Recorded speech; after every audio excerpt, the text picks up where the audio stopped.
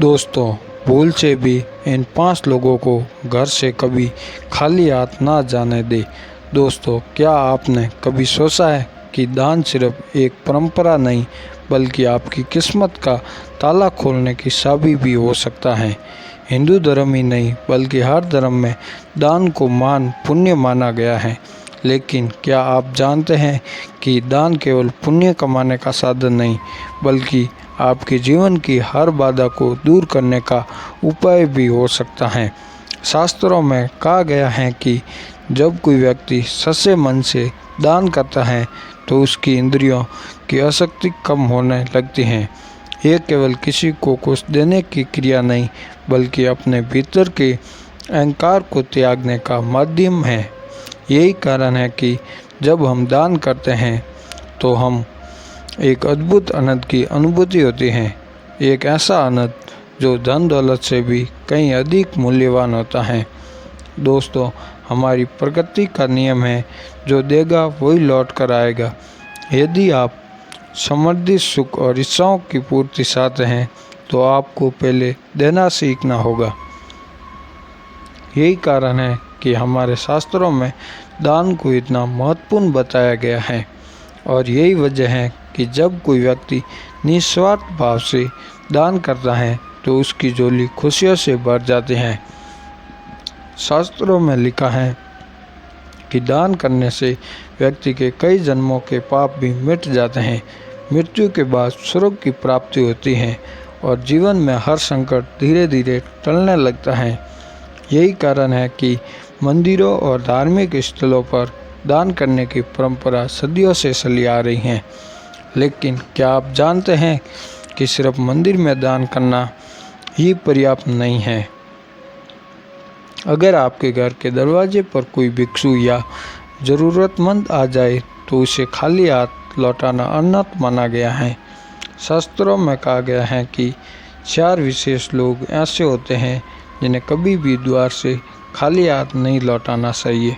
यदि आप ऐसा करते हैं तो ये आपकी किस्मत को दुर्भाग्य में बदल सकते हैं। आपके घर में आने वाली खुशियों पर ग्रहण लगा सकते हैं और सुख समृद्धि आपसे दूर हो सकती हैं। लेकिन कौन है ये 4 लोग, ये जानना आपके लिए बेहद ज़रूरी है। लेकिन उससे पहले अगर आप भी चाहते हैं कि माता लक्ष्मी जी का आशीर्वाद और कृपा आप पर बनी रहे तो इस वीडियो को एक लाइक करें, हमारे Facebook page, channel, YouTube channel को सब्सक्राइब करें और कमेंट में जय माँ लक्ष्मी ज़रूर लिखें। तो चलिए अब जानते हैं उन 4 लोगों के बारे में जिन्हें कभी भी खाली हाथ नहीं लौटाना चाहिए। नंबर 1, किन्नर। किन्नर से ज़्यादातर लोग दूर ही रहना चाहते हैं। लेकिन किन्नर यदि आपके घर, कार्यालय या फिर दरवाजे पर मांगने के लिए आए तो उसे खाली हाथ भेजने की भूल ना करें। ऐसा माना जाता है कि किन्नरों को दान करने से कुंडली का बुध ग्रह का दोष खत्म हो जाता है। ज्योतिष शास्त्र के अनुसार किन्नरों को बुध ग्रह का प्रतीक माना गया है। यही नहीं, उनके साथ किया गया व्यवहार हमारे जीवन पर गहरा प्रभाव भी डालता है। इसीलिए भूलकर भी कभी किन्नरों को अपमान नहीं करना चाहिए। यदि आप उन्हें दान नहीं देना चाहते तो ना दें, लेकिन उन्हें अपशब्द भी ना कहें। हालांकि धार्मिक मान्यता ये भी है कि अगर किन्नरों को हरे रंग के वस्त्र या फिर हरे रंग की कोई भी वस्तु दान की जाए तो ये अत्यंत शुभ होता है। ऐसा करने से जीवन में सुख समृद्धि आती है।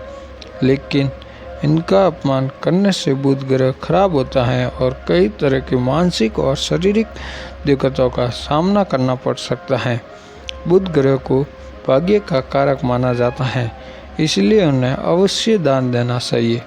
यदि संभव हो तो इन्हें हरे रंग की कोई चीज़ दान करें।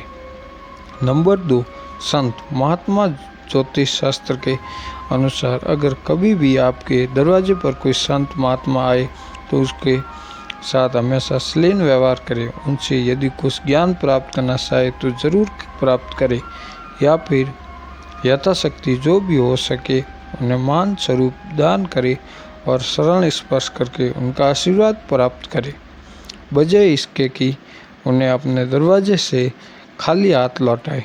मान्यता है कि अगर किसी के दरवाजे से कोई भी संत महात्मा खाली हाथ जाता है तो उसके जीवन में सिवाय 2 तकलीफ़ों के कुछ भी हाथ नहीं आता। नंबर 3, अपाहिज, विकलांग या लाचार व्यक्ति यदि मदद के लिए घर के दरवाजे पर कोई विकलांग व्यक्ति आए तो उसकी मदद अवश्य करनी चाहिए। ज्योतिष शास्त्र के अनुसार ऐसे लोगों को शनि ग्रह का प्रतीक माना जाता है।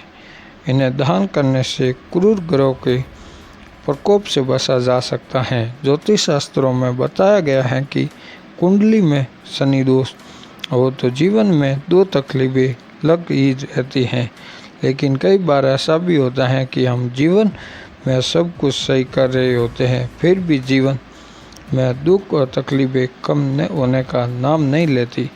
तो ध्यान दें, यही आप भी अपने दरवाजे से किसी ज़रूरतमंद को खाली हाथ तो नहीं लौटा रहे हैं। यदि ऐसा है तो ध्यान रखें कि कभी भी ऐसा ना करें, क्योंकि दिव्यांगजनों को राहु और शनिदेव का प्रतीक माना गया है और इन्हें कभी भी दरवाजे से खाली हाथ नहीं लौटाना चाहिए। नंबर 4, भिखारी, यदि घर के दरवाजे पर कोई भिखारी आए जाए तो उसे खाली हाथ नहीं लौटाना चाहिए। पैसे नहीं हो तो खाने या पहनने लायक वस्तुओं का दान भी किया जा सकता है। अक्सर ऐसा देखा गया है कि दरवाजे या फिर कहीं भीख मांग रहे लोगों को लोग दुत्कार देते हैं या फिर 4 बातें सुना देते हैं, लेकिन धर्मशास्त्र की माने तो आप किसी को दान करें या ना करें, लेकिन उसे दुत्कारना बिल्कुल भी नहीं सही है। मान्यता है कि ऐसा करने से हमारे संचित पुण्य भी नष्ट हो जाते हैं। इसलिए धर्मशास्त्रों के अनुसार कभी भी अपने दरवाजे से किसी मांगने वाले को खाली हाथ ना लौटाए। यथाशक्ति जो भी हो सके वो दान करें। यदि नहीं कर सकते हैं तो कभी भी दुत्कार ना करें। नंबर 5, घर की बेटी अगर ससुराल से आए तो उसको कभी भी अपमान नहीं करना चाहिए। उसे अपनी इच्छा अनुसार जितना हो सके दान करना चाहिए। कुछ घरों में ऐसा होता है कि बेटी के आने पर घर के लोग उसके साथ लड़ाई झगड़ा और गाली गलौज करते हैं। ऐसा करने से आपके घर में दरिद्रता का वास हो जाता है। जब आपके घर की बेटी आपके घर से अपमान होकर जाती है तो आपके घर की लक्ष्मी भी आपसे रूठ कर चली जाती है। इसलिए घर की बेटी का कभी भी अपमान ना करें। इससे घर की सुख समृद्धि भी हमेशा के लिए चली जाती हैं। दान का अर्थ होता है कि उस वस्तु पर से अपना अधिकार समाप्त करना। गरीबों, ज़रूरतमंदों या फिर धार्मिक स्थलों पर दान देना बहुत ही पुण्य का काम माना गया है।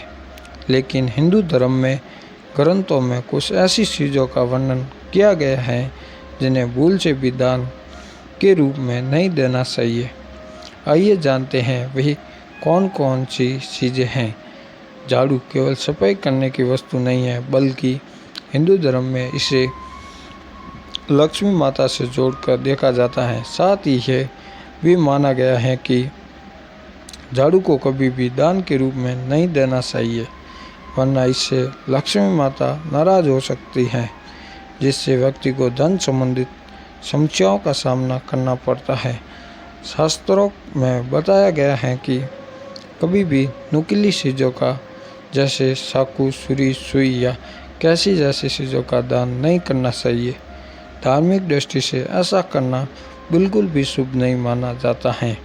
मान्यताओं के अनुसार इससे ग्रह क्लेश की स्थिति बनने लगती है।